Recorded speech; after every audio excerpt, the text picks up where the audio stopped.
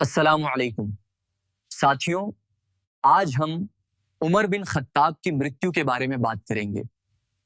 ایک رات سنسنی خیز موسیقی میں خاموشی چھائی ہوئی تھی، پر ایک خوفناک لمحہ نزدیک تھا۔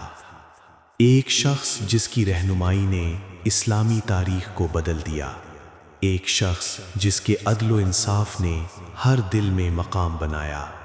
آیا وہ لمحہ جب عمر بن خطاب رضی اللہ عنہ کی زندگی پر سایہ پڑا۔ کیا آپ جانتے ہیں کہ کیسے ایک عام رات میں ایک عظیم خلیفہ کی روحانی اور جسمانی قربانی نے امت مسلمہ کے لیے سبق چھوڑا؟ مدینہ کی رات کی خاموش گلیاں، چراغوں کی مدھم روشنی اور دور سے آہستہ قدموں کی آوازیں۔ عمر بن خطاب رضی اللہ عنہ دوسرا خلیفہ راشدین اسلامی تاریخ کے اہم ستونوں میں سے ایک ہیں۔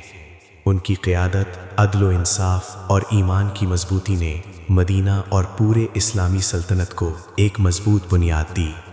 ان کی زندگی اور شہادت مسلمانوں کے لیے نہ صرف تاریخی اہمیت رکھتی ہے بلکہ ہر دور میں عدل، صبر اور قربانی کی مثال بھی ہے۔ یہ کہانی نہ صرف ایک خلیفہ کی موت کی ہے بلکہ ایک عظیم روحانی سبق کی بھی ہے۔ مدینہ کی سڑکیں، لوگ نماز اور عبادت میں مصروف، آرام دہ دن کی روشنی۔ عمر رضی اللہ عنہ کی قیادت اور دور۔ مدینہ میں ایک دن بازار کی رونق میں لوگ اپنے روزمرہ کے کاموں میں مصروف تھے۔ عمر بن خطاب رضی اللہ عنہ اپنی معمولی نگرانی کے لیے بازار میں آئے۔ ان کی عدل پسندی کی شہرت پورے شہر میں تھی۔ اگر کوئی مظلوم کسی پر ظلم کرتا، عمر فوراً اس کا ازالہ کرتے۔ ان کے دور میں مالی انصاف، ریاستی نظم اور عوام کی حفاظت سب سے پہلے تھیں۔ بازار میں لوگ عمر بن خطاب کا سیدھا اور سنجیدہ چہرہ، عوام کے درمیان بات چیت۔ یہ دور ایک مضبوط، منظم اور عدل پر مبنی معاشرہ تھا۔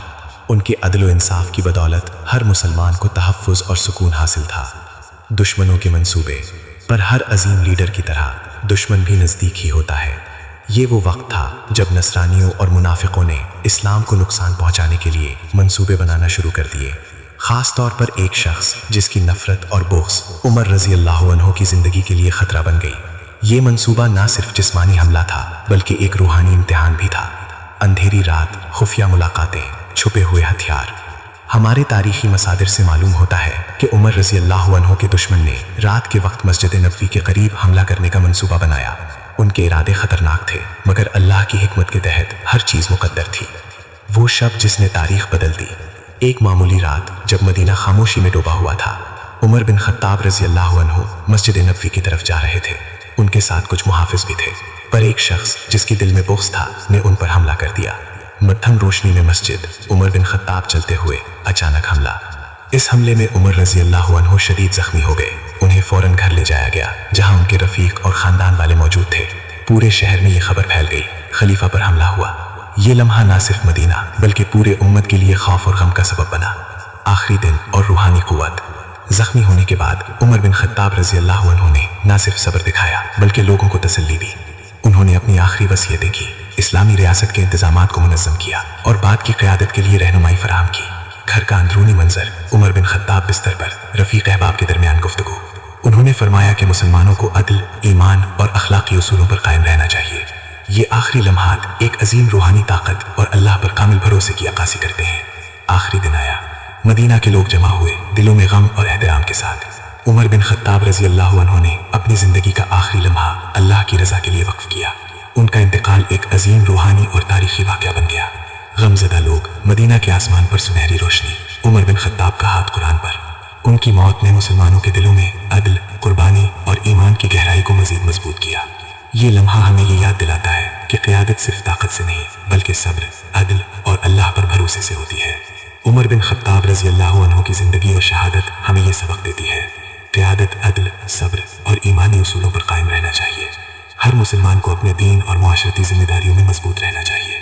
مشکلات اور دشمنوں کے حملوں کے باوجود ایمان اور اخلاقی اصولوں پر ثابت قدم رہنا چاہیے۔ یہ کہانی آج کے دور میں بھی اتنی ہی اہم تھی جتنی اس وقت تھی۔ ہمیں چاہیے کہ ہم اپنے معاشرتی، اخلاقی اور روحانی زندگی میں عمر بن خطاب رضی اللہ عنہ کے اصولوں کو اپنائیں۔ میں امید کرتا ہوں آپ کو میری ویڈیو پسند آئی ہوگی۔